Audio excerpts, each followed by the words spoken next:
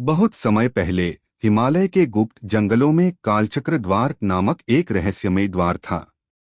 कहा जाता था कि यह द्वार समय के प्रवाह को नियंत्रित करता है, लेकिन सहस्त्रों वर्ष पहले यह बंद हो गया था। आज इस द्वार की कहानी केवल एक मिथक बन चुकी थी। परंतु जब चार अलग अलग जगहों से चार अनजान व्यक्ति इस द्वार की ओर खींचने लगते हैं, तो उन्हें पता चलता है कि उनकी यात्रा केवल एक संयोग नहीं, बल्कि नियति का खेल है। आरव एक साधारण किसान का बेटा, लेकिन उसके सपनों में अजीब संकेत आते हैं। माया एक जंगल में रहने वाली लड़की, जिसे पशु पक्षियों की भाषा समझ आती है। वीर एक योद्धा, जिसे बिना वजह किसी अदृश्य शक्ति से डर लगता है। अग्नि एक साधु, जिसने वर्षों तपस्या की, लेकिन कुछ अधूरा महसूस करता है। चारों की राहें अलग अलग थीं, लेकिन एक ही जगह कालचक्र द्वार की ओर मुड़ने लगीं। जब वे वहां पहुंचे तो उन्हें एक प्राचीन लेख मिला। जब समय के रखवाले मिलेंगे तब ही द्वार खुलेगा, परंतु यदि कोई असुर भीतर घुसा तो विनाश अपरिहार्य होगा। अब सवाल था, वे चारों इस द्वार के रहस्य को सुलझा सकते हैं, या कोई अंधेरी शक्ति पहले ही जाग चुकी थी। कालचक्र द्वार को खोलने के लिए चारों नायकों को चार विशेष कुंजियां ढूंढनी थीं, जो चार अलग अलग स्थानों में छुपी थीं। परंतु उन्हें यह नहीं पता था कि असुरों का एक गुप्त समूह भी इस द्वार की खोज कर रहा था। चारों नायक चार दिशाओं में निकल पड़े। आरव को प्राचीन खंडहरों में एक रहस्यमयी पहेली हल करनी थी। माया को नागलोक के गुप्त द्वार में प्रवेश करना था, जहां उसकी परीक्षा होने वाली थी। वीर को एक भुला दिए गए युद्ध क्षेत्र में जाकर योद्धाओं की आत्माओं से ज्ञान लेना था। अग्नि को एक प्राचीन मंदिर में जाकर कालचक्र की ऊर्जा को पहचानना था। परंतु जैसे ही वे अपनी कुंजियां पाने में सफल हुए, एक अंधेरा उनके सामने प्रकट हुआ। असुर सम्राट कालीश जाग चुका था।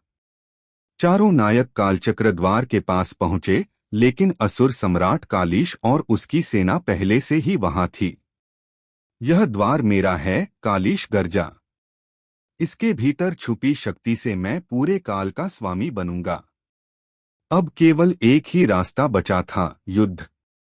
वीर और माया ने असुरों की सेना को रोकने के लिए युद्ध छेड़ा, जबकि आरव और अग्नि ने द्वार खोलने की कोशिश की।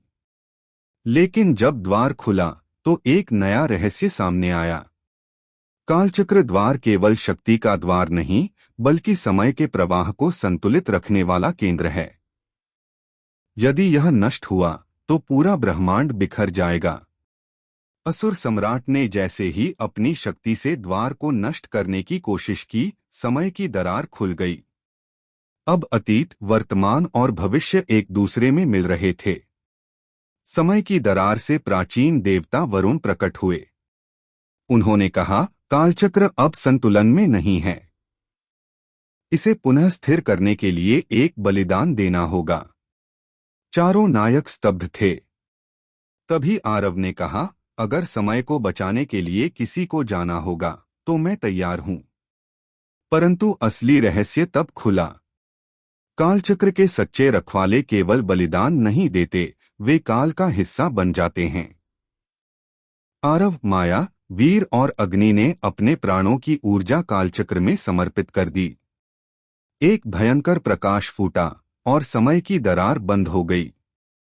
असुर सम्राट कालीश समय के प्रवाह में समा गया और उसका अस्तित्व मिट गया। लेकिन नायक भी अदृश्य हो गए। कुछ सदियों बाद एक बच्चा जन्मा, जिसकी आंखों में वही चमक थी जो आरव की थी। क्या कालचक्र के रखवाले लौट आए हैं? सदियों बीत गए थे, लेकिन समय की शक्ति कभी नष्ट नहीं होती। कालचक्र के चार नायक आरव, माया, वीर और अग्नि अपने बलिदान के बाद समय की धारा में समा गए थे।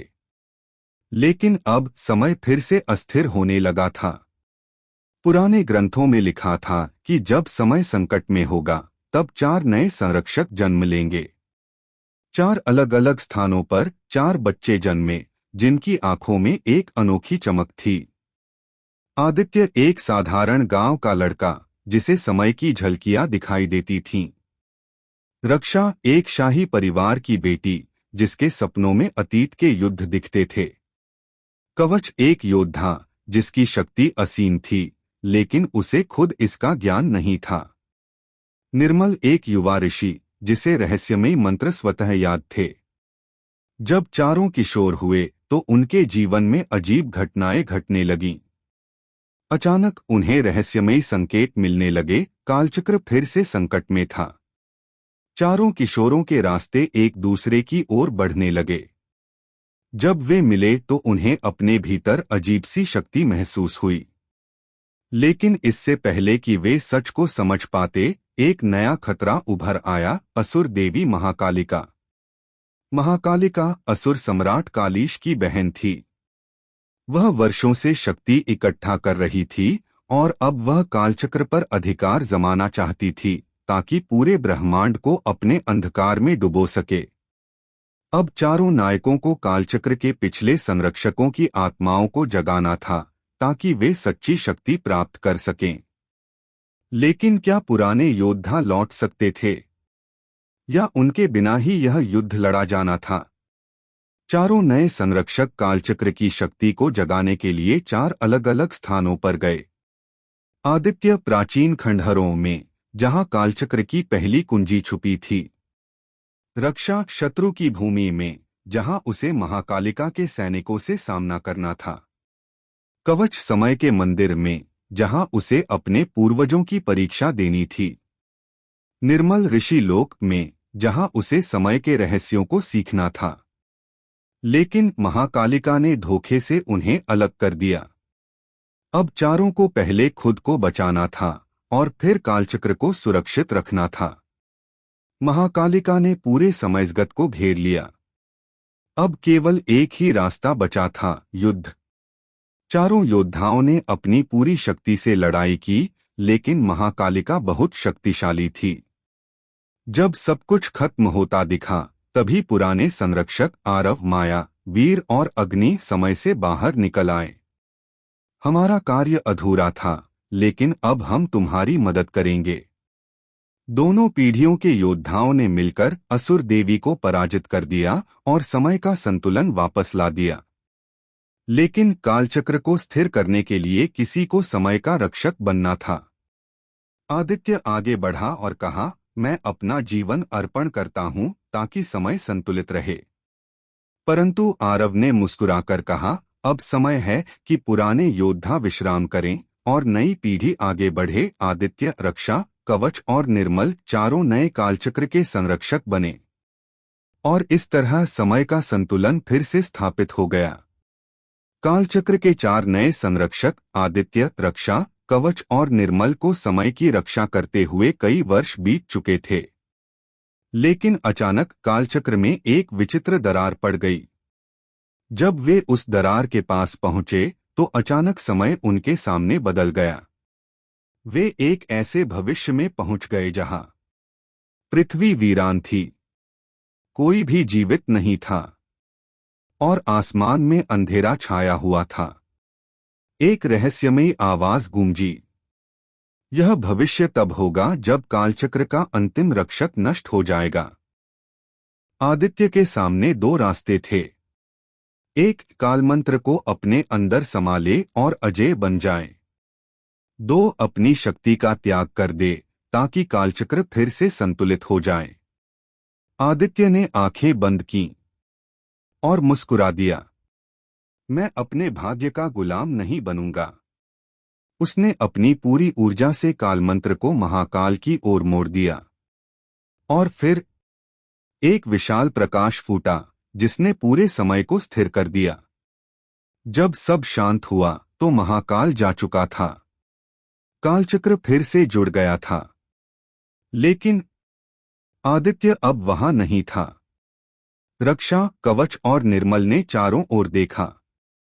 एक हवा चली और हल्की सी आवाज आई, समय सुरक्षित है, लेकिन मैं अब इसका हिस्सा हूं। और इस तरह कालचक्र का अंतिम संरक्षक अपने भाग्य में विलीन हो गया। लेकिन क्या समय वास्तव में स्थिर हुआ, या यह एक नई शुरुआत थी?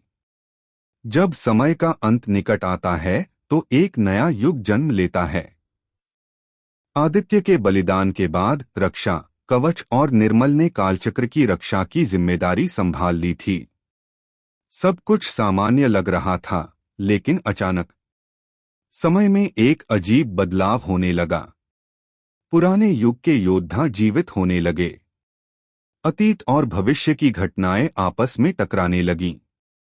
और सबसे रहस्यमयी बात, किसी ने आदित्य की आत्मा को समय में घूमते देखा। क्या आदित्य वास्तव में वापस आ रहा था, या यह केवल एक छलावा था? जब रक्षा, कवच और निर्मल ने कालचक्र को ध्यान से देखा तो उन्हें एक नई शक्ति महसूस हुई, पुनर्जन्म का सूत्र। रक्षा, कवच और निर्मल पुनर्जन्म के सूत्र को समझने की कोशिश कर रहे थे। लेकिन तभी एक नए शत्रु ने हमला कर दिया। कायांतक, समय का भक्षक। कायांतक एक रहस्यमयी शक्ति थी जो समय की धारा को खा सकती थी। वह पूरे इतिहास को मिटा देना चाहता था ताकि केवल वही शासक रहे। अगर समय ही नहीं रहेगा तो कोई कालचक्र भी नहीं रहेगा, कायांतक गरजा। अब तीनों योद्धाओं के सामने सबसे बड़ा संकट था। एक, अगर वे कायांतक को रोकने में असफल हुए तो पूरे ब्रह्मांड का अस्तित्व खत्म हो जाएगा। दो, अगर वे पुनर्जन्म के सूत्र को इस्तेमाल करते हैं तो आदित्य वापस आ सकता है, लेकिन क्या वह पहले जैसा रहेगा?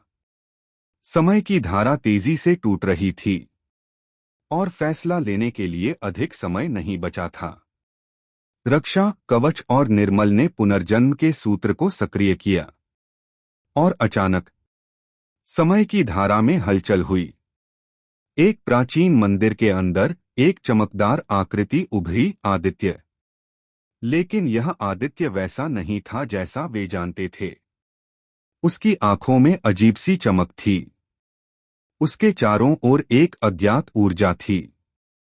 और सबसे अजीब बात, उसे अपना कोई भी अतीत याद नहीं था। मैं कौन हूं? आदित्य ने पूछा। अब सवाल यह था, क्या यह वास्तव में आदित्य था या केवल उसकी शक्ति का एक अंश? इससे पहले कि वे इस रहस्य को समझ पाते, कायांतक ने अंतिम हमला कर दिया। समय की धारा पूरी तरह बिखरने लगी और अब केवल एक ही रास्ता बचा था, अंतिम युद्ध। कायांतक ने अपनी पूरी शक्ति लगा दी।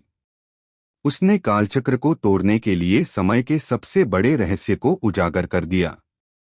अगर कोई बार बार मरकर वापस आ सकता है तो उसे अमर होने से कोई नहीं रोक सकता। अब कायांतक चाहता था कि आदित्य पुनर्जन्म के सूत्र को पूरी तरह से जागृत करे ताकि वह खुद अमर बन जाए।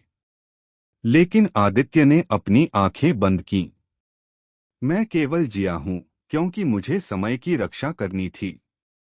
उसने अपना हाथ आगे बढ़ाया और पहली बार उसकी पुरानी यादें लौट आईं। मैं आदित्य, कालचक्र का अंतिम संरक्षक, आज अपने कर्तव्य को पूरा करता हूं।